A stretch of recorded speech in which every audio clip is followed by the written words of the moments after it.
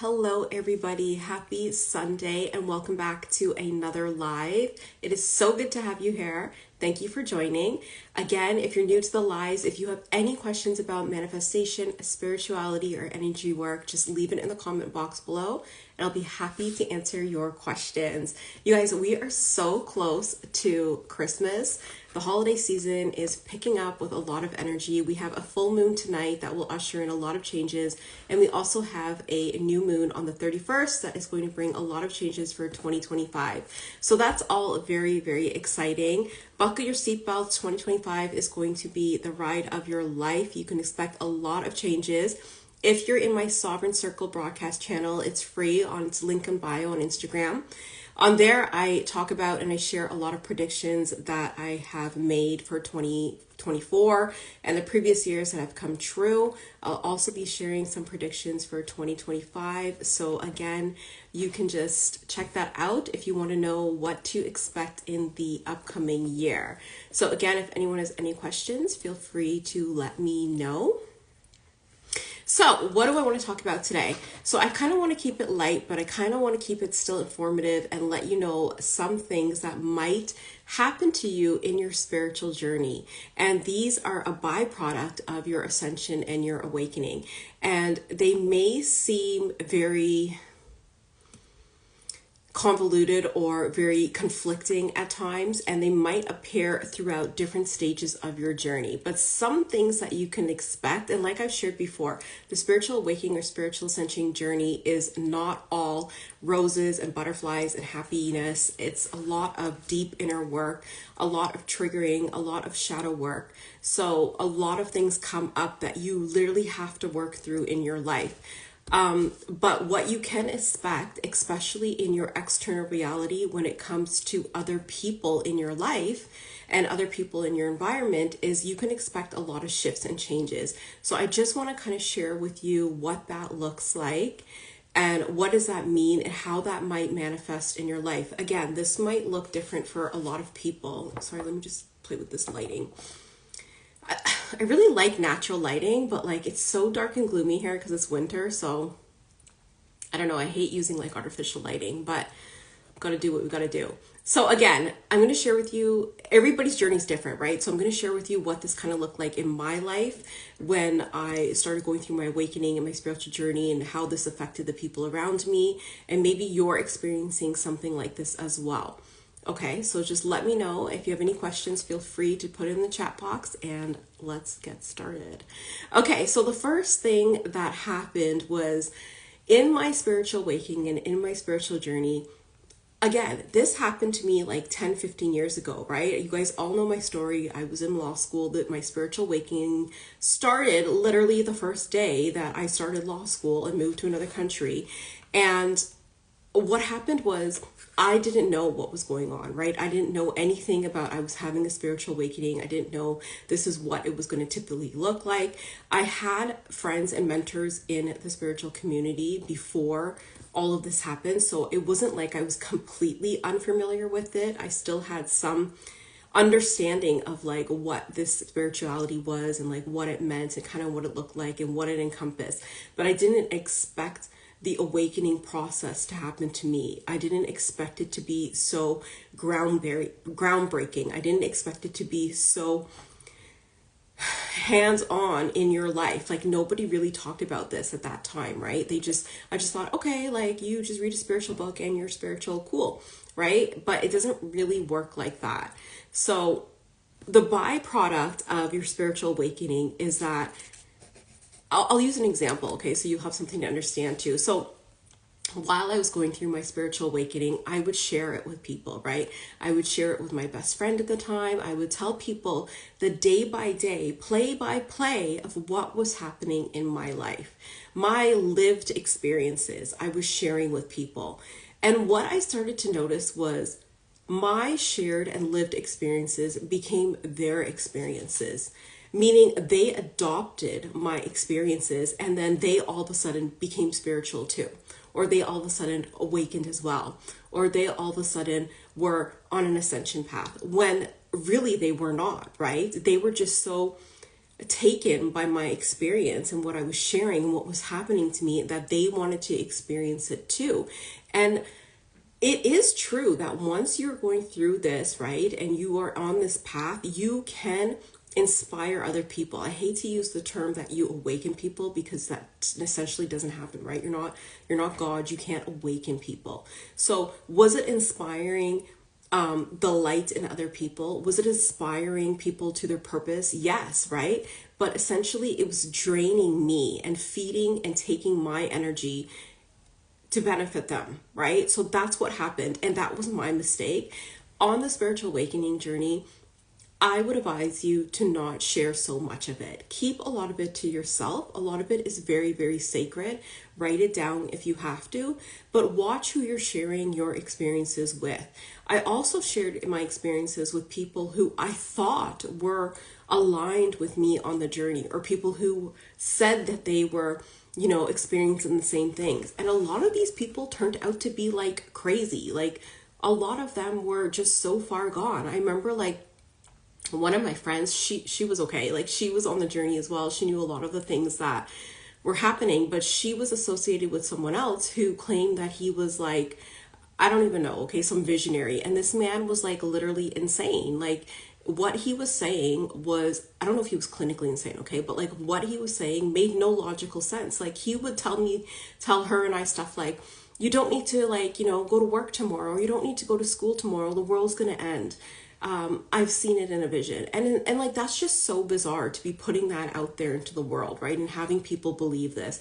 So again, a lot of people, their experiences are not indicative of where you're at and where your alignment is. So again, be very careful who you tell these things to.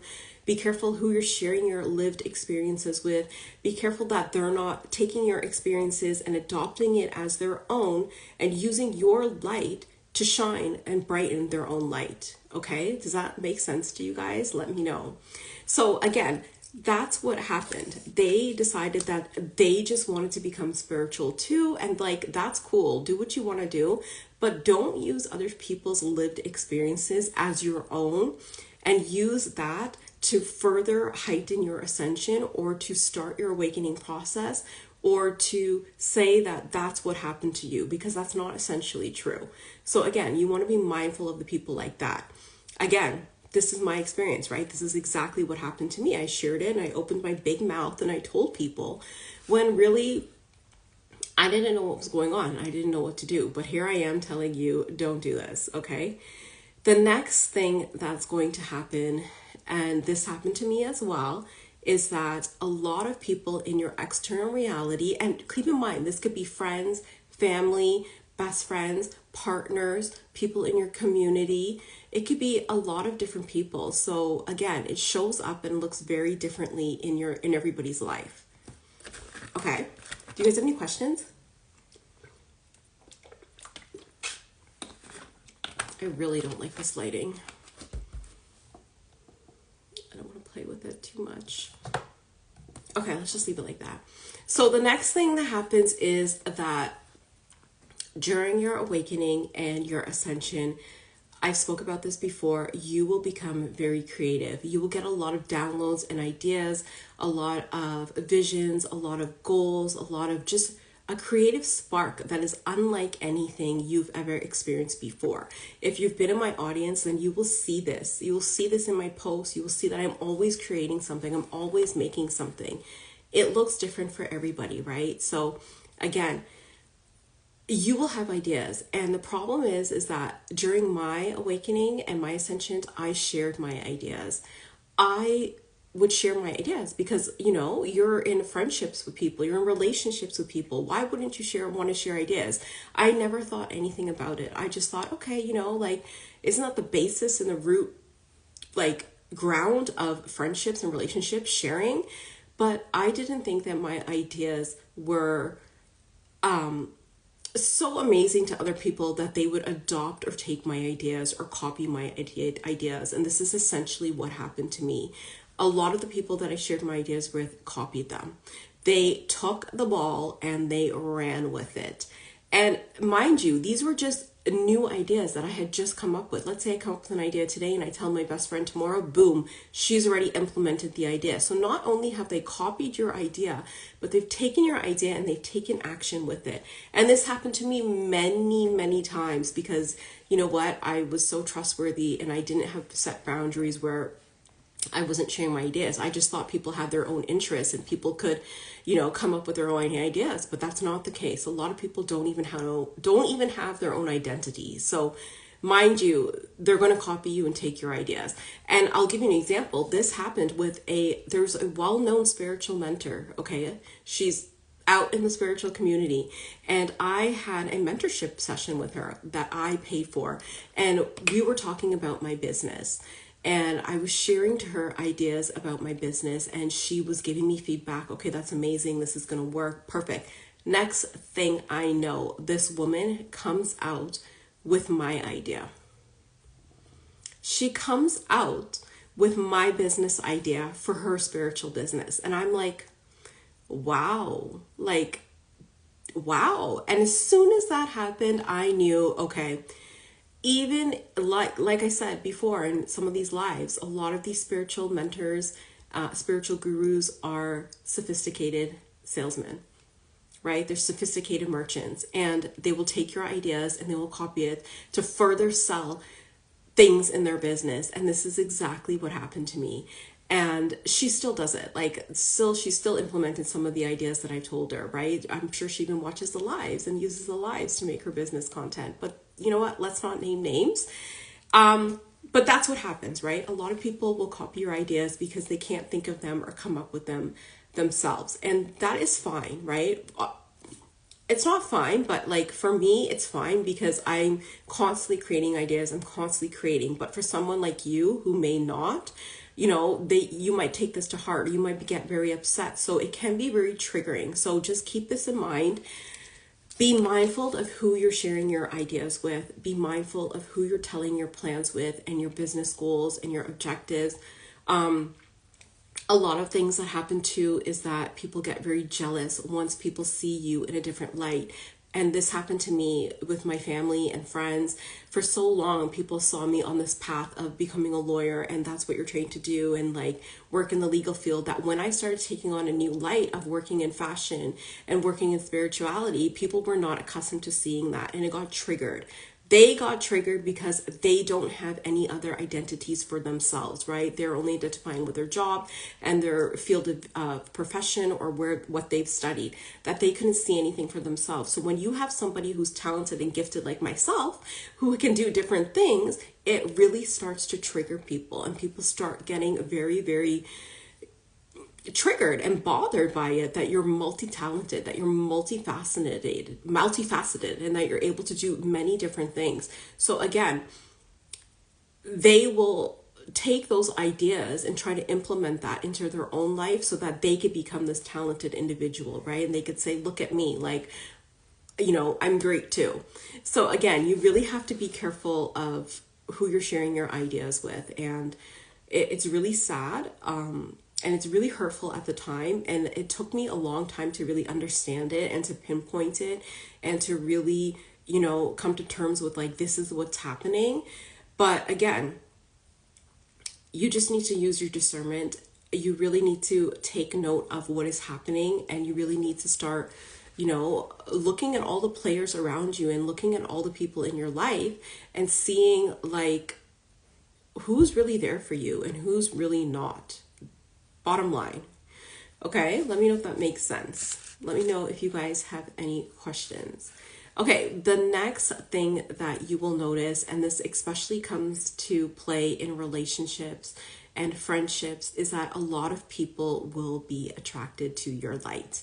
Meaning a lot of people will naturally gravitate and come towards you. They will want to be friends with you. They'll want to be in relationships with you. If you're female, you may start attracting a lot of men. If you're a man, you may start attracting a lot of females.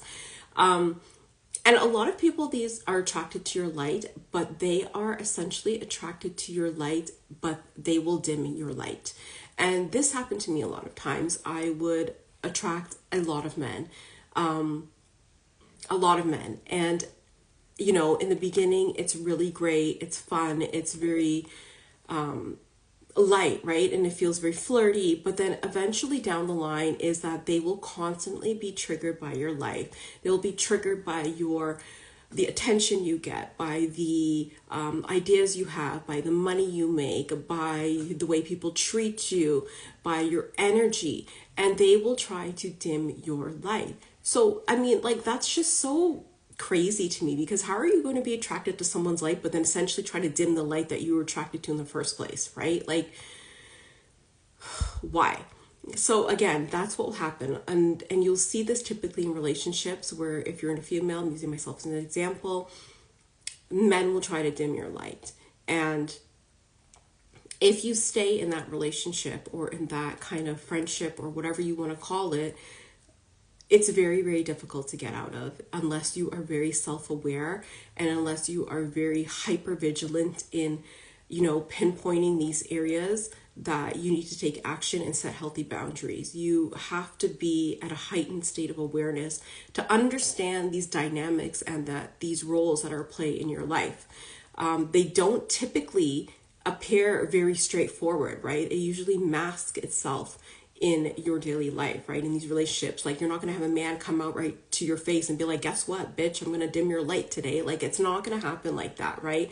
They do it in very subtle and very discreet ways that this is going to happen to you. So again, you have to be very careful of who your light is attracting. It attracts a lot of dark energy, a lot of lower vibrational people. Think about it. It's like a moth to a flame. That's what that saying is coming from, right? It's the exact same thing here, where you're going to attract a lot of lower vibrational people and a lot of low hanging fruit. And it's just like, you really need to set boundaries and determine what's for you and what is not for you, because it can get really out of hand. So let me know if you guys have any questions. Hi, the Dawn Lock, how are you? Again, keep your light shining bright. The people who are attracted to your light and who want to essentially dim your light will eventually fall away, because they can't keep up with the frequency of your light. So again, it's not something I would tell you to sit here and stress about and worry about. But again, you want to be very mindful of this, and you want to know that, hey, this is what's going on and this is what is at play. Does that make sense? Okay, let me just drink some water. The next thing that happens during your spiritual awakening and your ascension, and once you are of a higher consciousness, is that people will start to use you. You will attract a lot of opportunists, a lot of people who are seeking to learn, but okay, let me rephrase this. You'll attract a lot of people who are using you, and a lot of them are opportunists. They will come to you looking for information, looking for ways to benefit their own self. They will look for ways to advance themselves in their careers or their personal lives. For examples, I have friends, women, okay, who were saying to me, you seem to know a lot about femininity and divine feminine. I'd love to connect with you about it. Meanwhile, I've learned this stuff 10, 15 years ago, and you're only wanting to learn it now, right? So again, they're only coming by or only messaging you or contacting you to learn these things from you, and then they run with it and you'll never hear from them again. And that's what happened so many times in my life. I had a lot of men and women or even men, right?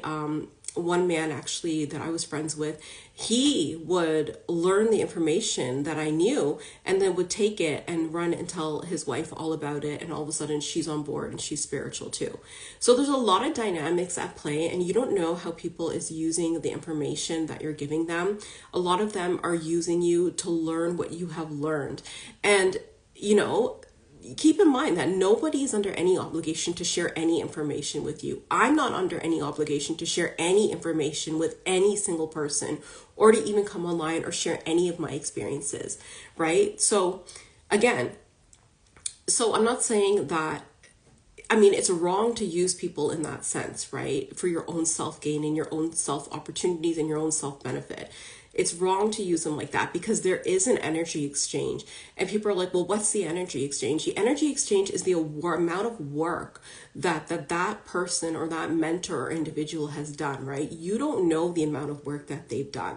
For example, you don't see the amount of shadow work or inner work that I've done in the physical realm. You don't see the work that I've done in the spiritual realm. So why would anybody freely give you access to that, right? Like, that's where that narrative comes in. Well, spiritual people shouldn't be charging for their services.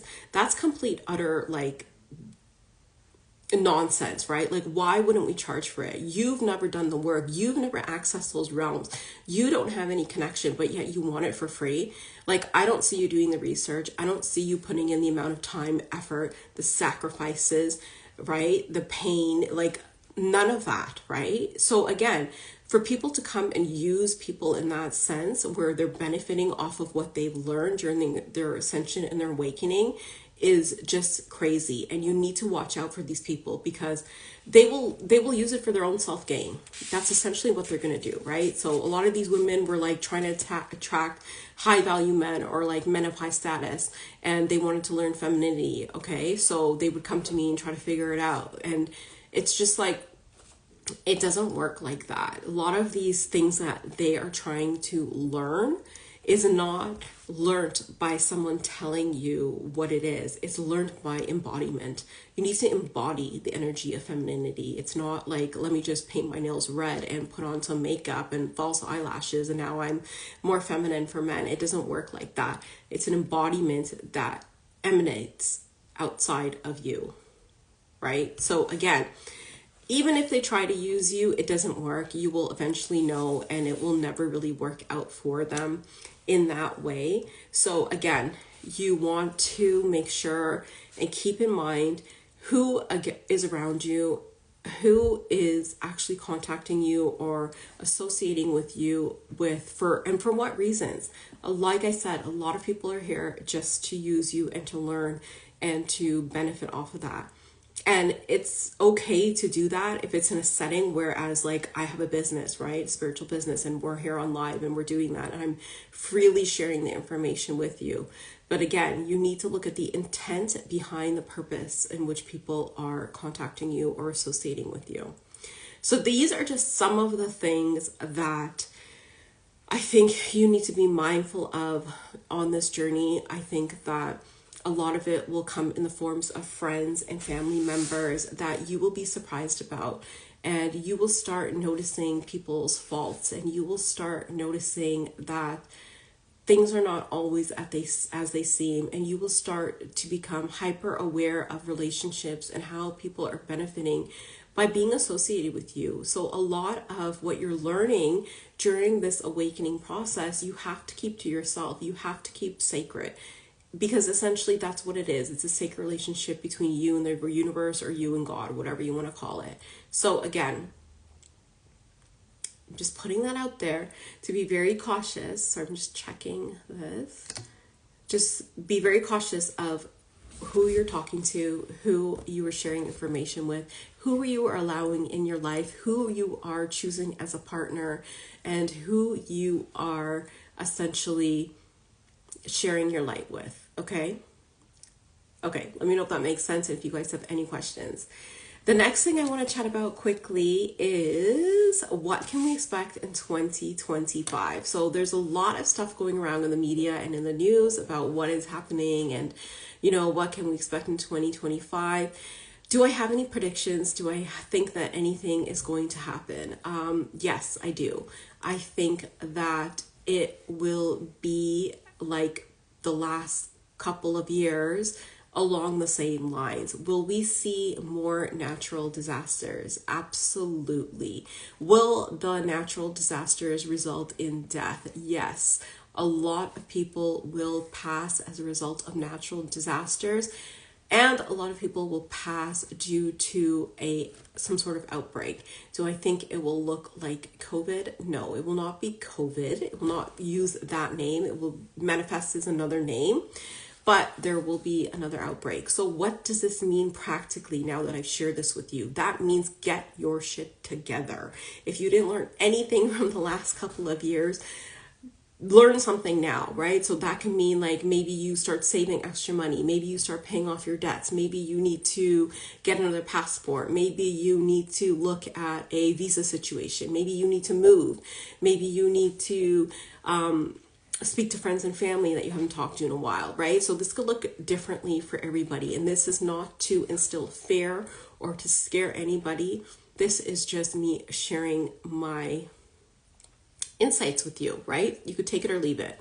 But again, the thing is too, is that we will also see a lot of deaths associated with people not being able to withstand the frequencies of the earth and its changes. So what am I talking about here? So yes, we're going to see a lot of natural disasters and a lot of natural occurrences because the earth is in realignment, right? The earth is actually shifting itself. And you may be saying, okay, well, that's crazy. And it's not crazy. Look it up scientifically, it's proven, right? There's changes happening within the earth's infrastructure. And this is the earth rebalancing itself. When the earth rebalances itself and gets into realignment, obviously we are going to be affected. Why will we be affected? Because we live on earth. So again, you need to realign with what earth is happening into earth. You need to realign your body. You need to realign your soul, and you need to get into alignment with what is happening in earth, because earth is not realigning to a lesser vibration. It's realigning to a higher vibration.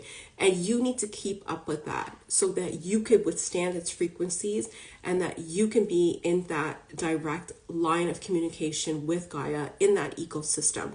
If you cannot, that's why I'm saying, if you cannot withstand these frequencies in this light, a lot of people won't survive, right? A lot of people who are elderly won't survive. A lot of people who, hi, Sky, Kalenjin Soul, how are you? A lot of people won't be able to survive that. A lot of people will not be able to exist or coexist with Earth when the shift has already happened, but when this realignment happens, a lot of people will not be able to survive that. So again, you need to really start to think about, what is happening in the world and what is happening in Earth and how is this affecting me? And you need to realign with the cycles that is happening in Earth. And I've spoken to this, about this in some of the other lives where I said, if you're a woman, one way you know that you're in alignment is that your cycle aligns with the moon cycle, right? So that's an example of where I'm talking about this alignment with Earth and alignment with her cycles. It's the exact same thing. You need to make sure your body is in alignment with Earth so that you're able to hold that frequency and that energy and that light that's coming through. This is going to look different for everybody. Sometimes this could look like also, maybe you're being called to take more rest. Maybe you're being called to eat different foods. Maybe you're being called to slow down. Maybe you're being called to, exercise or try a different form of exercise. It looks different for everybody, but you really have to be in tune with your body to be able to know what is being asked of you in this realignment with Earth. It's a very hyper-vigilant awareness that I don't think a lot of people are really in tune with or have connected with at this point. So that's why I'm saying, will we be seeing a lot of, deaths in the future? Yes, it is a result of this realignment that a lot of people will not be able to adjust to. Okay. What else will we see? So there's a lot of talk about these aliens, okay, and these drones, and I just want to kind of talk about this briefly. Listen, if you see an alien and if you see any sort of type of being or entity, leave it alone, okay? I cannot stress this enough, leave it alone. And I don't generally like to talk about this topic so much because I know that it is very triggering and people are not ready to hear these topics or to hear this conversation. But, and I've talked about this on so many lives, you do not actively want to engage other beings. You do not actively want to invite them into your auric field or into your energy field because you're not prepared or qualified to handle that. I think that, you know, we're going to see a lot of occurrences and instances in the near future that are questionable and may start to, you know, people might start to be questioning, is there other life forms? And I'm here to tell you, yes, there is, but it's not something you want to actively engage with unless you know exactly who you're dealing with. I don't want to sound like a broken record and repeat myself, but again, they operate by very different laws. Do they make their presence known here on earth? Yes, sometimes they do, right? Sometimes they're here to just to check things out, to see how stupid we all are and like what's going on, and if we're going to essentially kill ourselves. Generally that's what they're looking at, right? To see how, and that's not to say like that's generally what they think, right? Because they are so skilled and so advanced and so technologically just far beyond our understanding that they know that we're just they're like, who are these idiots down here? Like, what are they doing? Think about it like that. That's the easiest way to explain it. So yeah, some of them make themselves known just to check things out and see what's going on. But again, there's no real threat until you start threatening them, put it that way. So again, I wouldn't recommend any engagement. I wouldn't recommend even trying to communicate or anything like that. Just leave them alone and they will leave you alone. Okay. Like, stop bothering them. They're just trying to figure out what's going on with Earth and like, are we essentially going to kill ourselves off? That's really what they're trying to figure out. Done, right? That's all you need to know. Okay, so let me know if you guys have any questions. Is there anything else I want to mention? Let me see. I just want to go back to this topic of what I was talking about with what happens during your spiritual awakening and, you know, how it could affect and trigger other people. The shift in relationships during your spiritual awakening and your ascension and your journey is probably one of the hardest things to navigate. It was extremely, extremely hard for me. It becomes a very lonely journey, and I don't say that very lightly. It's you know, it's very hard to get through by yourself. You really need to find people that you can trust. You really need to find mentors that have lived experiences. And I say this because it's so important. And we'll also see in 2025 the fall of a lot of spiritual mentors and gurus and people that you thought was just so, you know, amazingly gifted and spiritually attuned, and it's just not the case, because what a lot of it is, a lot of these people have just educated themselves, right? They've spent the time to invest in podcasts, watch YouTube videos, read books, do ayahuasca, do plant medicine in order to kind of get that enlightenment to feed it back to you for profit. And we will see the fall of these people because that's not sustainable. That's not going to be sustainable in the future, right? Because they don't have any actual lived experiences. You want somebody who has actual lived experiences because they are able to understand what you're going through and how to walk you through that. They are able to understand the nuances and the intricacies of many of your spiritual gifts, many spiritual instances, occurrences, encounters, things like that. So again, be very cautious of who you're taking advice from. I always recommend that you guys practice discernment. I always recommend that you guys keep your own notes, that you journal a lot of what you're experiencing. And again, feel free to ask questions. Feel free to come to these lives. Feel free to do your own due diligence when it comes to these things, because that will only benefit you in the end. Do not be a blind listener or a blind follower. That will not get you anywhere. It will get you to a place you essentially don't want to be, in a place of confusion. Does that make sense? Let me know, you guys. Okay, so that's a lot that we went through today. I know that it might resonate with a lot of you. And I do just want to add that yes, the journey does become lonely.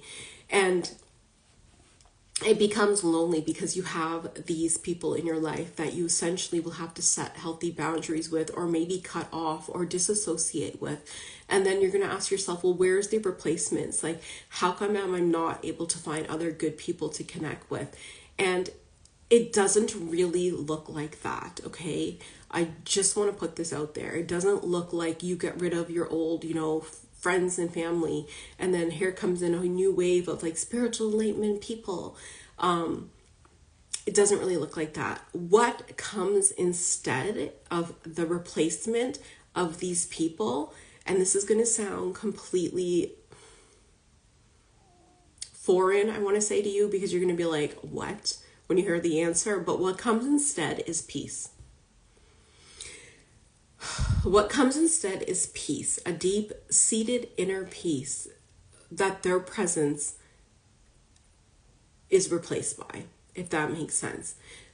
Meaning like you won't feel the lack of their presence because you will have understood that they have added no value to your life.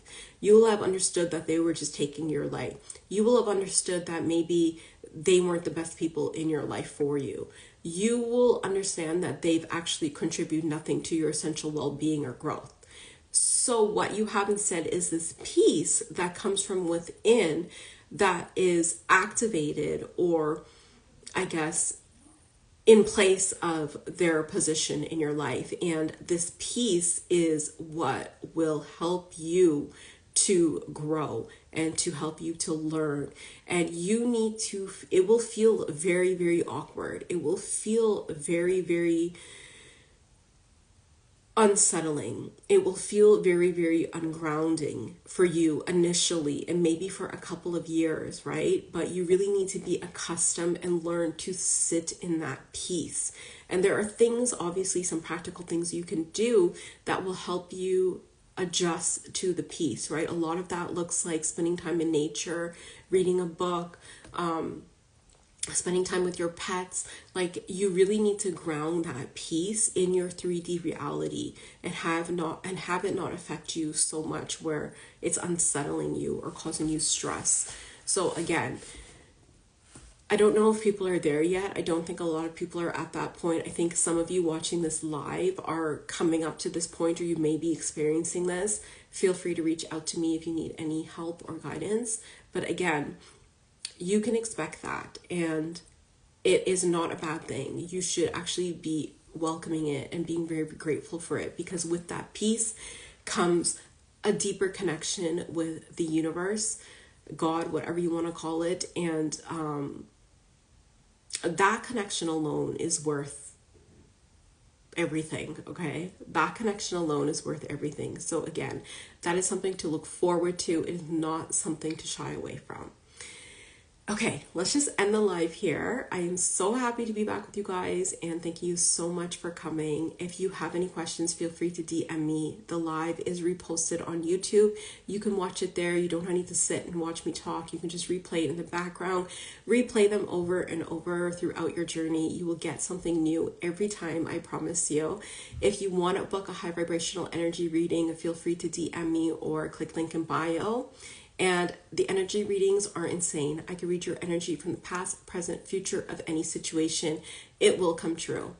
I know my gifts and I know my talents. It will come true within 6 months to 1 year time. It will come true if you are in alignment and do the work. Again, the energy readings are doors and shows you things that you cannot see in your own life. It is up to you to take the action to make them manifest if you want them to. Do not get triggered when the energy readings tell you things that you don't want to hear. That just shows you where you are on the journey and how much work you need to do. Again, do not book an energy reading if you do not feel called to. Do not waste my time. If you feel called for a reading, then book. But be prepared for the information that's going to come through. This is unlike any other reading you will have before with another reader. Go into my story highlight called Testimonials, and you can read the feedback for yourself. So if you want to book, just let me know. Join our email list. The link is in bio. It takes you less than 5 minutes to fill out. I will be sending you an email every month. I'm not sure yet. I'm still figuring out, but join the email list. You're going to get all the insights, all the juicy details, everything that I'm working on, everything that I think you need to know, sharing a lot of resources with you, and it's absolutely free. You can also join us on TikTok and Twitter.